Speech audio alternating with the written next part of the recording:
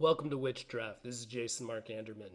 Today we're going to dive into the consulting services contract, which is pretty much set up for a vendor to sell services and not deliverables or any kind of tangible outcomes from their work, really just giving advice.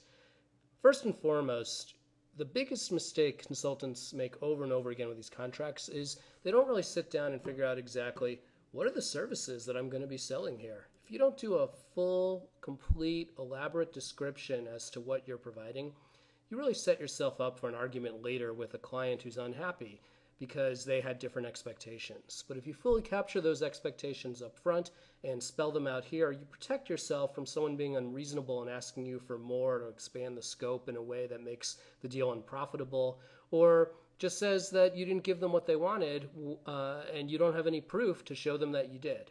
This solves all those problems by doing something elaborate. Too often, consultants will just have one sentence as to what they're providing. You want more than that. Figure out a deadline. A lot of consultants skip the deadline. I like having it because what it does is it also sets up good expectations with your client as to when things are going to get done. It sets up things in a reasonable manner that allows you the time you need to do your best work, as opposed to a client who has an expectation that they'll say jump and your response is supposed to be how high. Usually relationships like that result in subpar work because you don't have the time to get things done properly.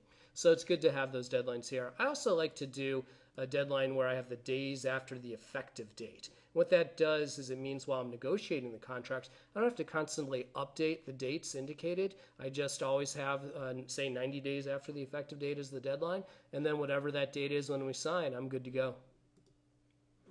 Assumptions are important.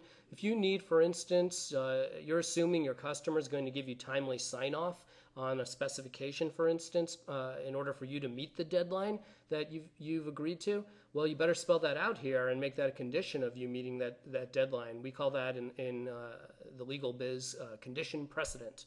You want to make sure you have that spelled out or you could be in trouble later. Always, always, always figure out whether or not you're going to have to spend money yourself and get reimbursed. Sometimes a more big company or customer will ask you to meet their expectations, their travel policy, or get expenses pre-approved. Something you want to make sure you nail down here. All different kinds of ways you can slice and dice the fee. You can do a flat fee where you just say, hey, you're going to pay me $5,000. A rate fee, charged by the hour or charged by the day. Make sure in either situation that you have if you have multiple people, that you have the rate for each member of your personnel.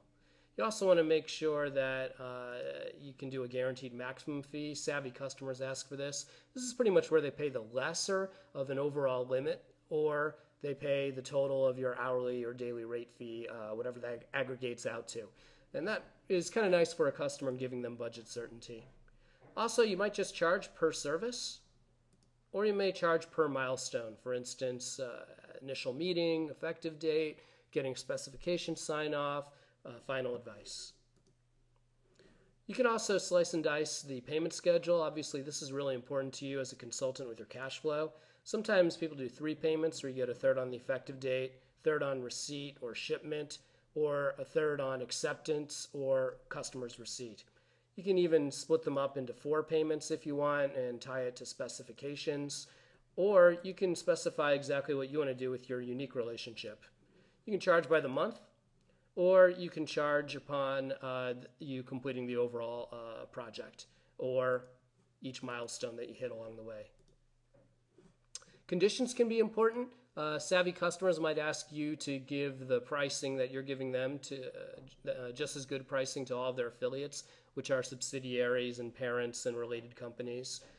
They might ask for a most favored customer status clause. And what's most favored customer? Well, that's pretty much where they're saying whatever great pricing you give to another customer, you give me pricing just as good. And then finally, you might push for something. You might say, hey, I'd really like to have certain assumptions here.